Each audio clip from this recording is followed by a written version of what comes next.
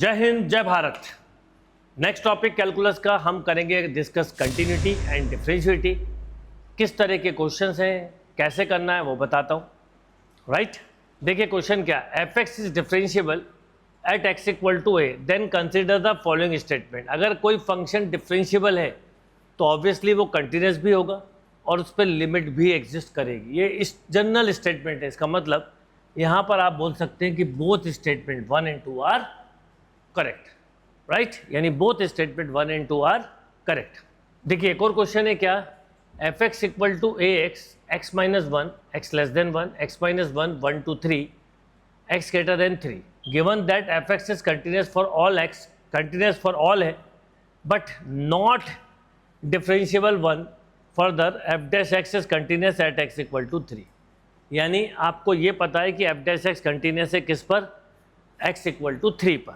तो आपको बताना है what is the value of P, what is the value of Q. अब अगर ध्यान दें तो दो क्वेश्चन है और 3 पर क्योंकि हमें दिख रहा है ये कंटिन्यूस भी है और डिफरेंशिएबल भी है, तो क्यों ना सीधे 3 पे जाएं। तो अगर मैं आपसे पूछूं कि f3 क्या होगा तो आप यहाँ पे रखते, तो आप लिखते 3 - 1 तो आप बोलते 2। f3 + h क्या होगा तो आप यहाँ पे लिखते, तो आप ऐसा लिखते p × 3 + h का स्क्वायर। अब ये h की जगह आप डायरेक्ट भी कर सकते थे, ये टेक्निक्स हैं। तो आप यहाँ पे लिख सकते थे सीधा सीधा 3 यानी 9p + 3q + 2 और ये किसके इक्वल है, इसके। तो 9p + 3q + 2 इक्वल टू 2, 2 से 2 कैंसिल बेटा, तो 3p + q = 0 या 3p = आप बोल सकते हो -q। राइट, अब इसके अलावा एक चीज़ और पता है कि ये डिफरेंशिएबल भी है किस पर, 3 पर। तो मैं आपसे बोलूँ इसका डिफरेंशिएशन करो, तो आप इसका जब डिफरेंशिएशन करते तो आपको मिलता 1। राइट, और f डैश 3 निकालते तो 1 ही मिलता। ऐसे इसका डिफरेंशिएशन करते तो आपको मिलता 2px + q।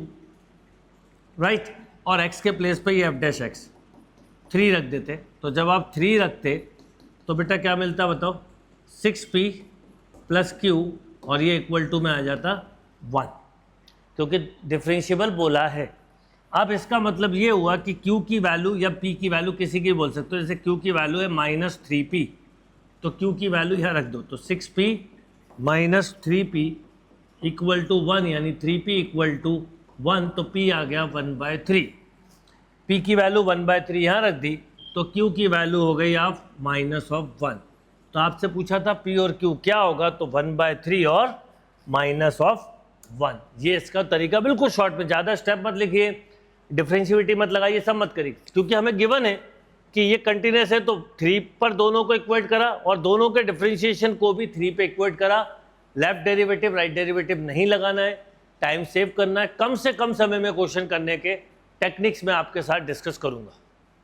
देखिए एक और क्वेश्चन है, क्या क्वेश्चन है, let f x = 10x² and g x = x mod x। ठीक है, mod x लेस देन √π/2। तो इससे एक बात और पता चल गई कि ये ऐसा दिया है √π/2 यानी -√π/2 से +√π/2। अच्छा, यहाँ पे ठीक π/2 रूट रखते तो रूट खत्म हो जाता और 10π/2 डिफाइंड है। अच्छा, ये x mod x है। मॉड फंक्शन अपने ब्रेकिंग पॉइंट पर डिफरेंशिएबल नहीं होता।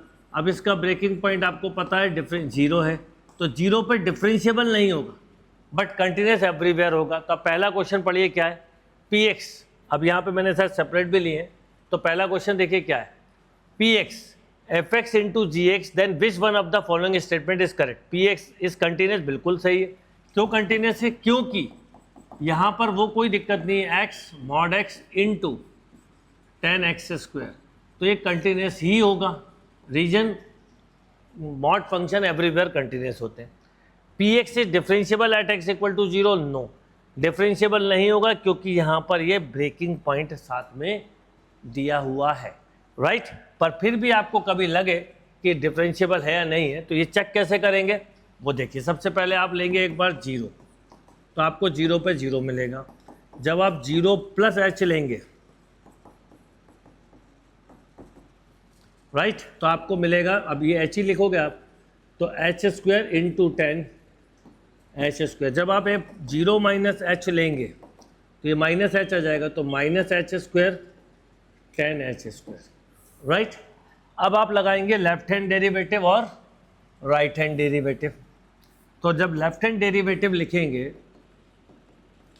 तो आप लिखेंगे limit h tends to zero, negative वाला लेंगे तो minus h square ten h square minus of zero upon minus h, right. तो आपको ये मिल गया limit h tends to zero. क्योंकि सपोर्टिंग फंक्शन है तो कई बार हो भी जाता है ना, इसलिए आपको चेक कर लेना चाहिए। तो H into ten h square. अब आपने एच की जगह जीरो रख दिया तो रिजल्ट आया जीरो। ऐसे ही जब राइट हैंड डेरिवेटिव लेंगे तो ये हो जाएगा H square ten h square. अगर सपोर्टिंग फंक्शन नहीं होता तो ज़रूर दिक्कत होती, तो ये फिर जीरो मिला, यानी लेफ्ट और राइट डेरिवेटिव इक्वल है। तो पी एक्स कंटिन्यूस भी है और पी एक्स डिफरेंशिएबल भी है, तो आप बोलोगे बोथ। पर ये अगर अकेला होता मॉड एक्स तो डिफरेंशिएबल जीरो पर नहीं होता। तो जब भी सपोर्टिंग फंक्शन दिए हो तो चेक कर लिए। सपोर्टिंग फंक्शन मतलब मल्टीप्लाई में, एडिशन में, तो चेक करके ही बताएं, नहीं तो कई बार ऐसे में मिस्टेक हो सकती है, राइट। अच्छा, अब इसका एक और सेकंड क्वेश्चन भी है, वो भी देखते हैं क्या है। Ten x square and g x equal to x mod x, ठीक है। वो सेम क्वेश्चन है, तो आपसे पूछा क्यू एक्स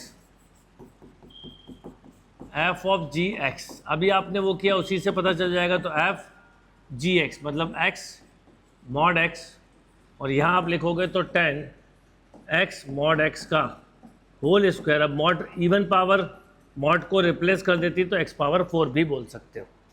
तो ये तो दिख रहा है, ये तो कंटिन्यूस भी है और डिफरेंशिएबल भी, तो इसमें भी आंसर होगा बोथ, राइट।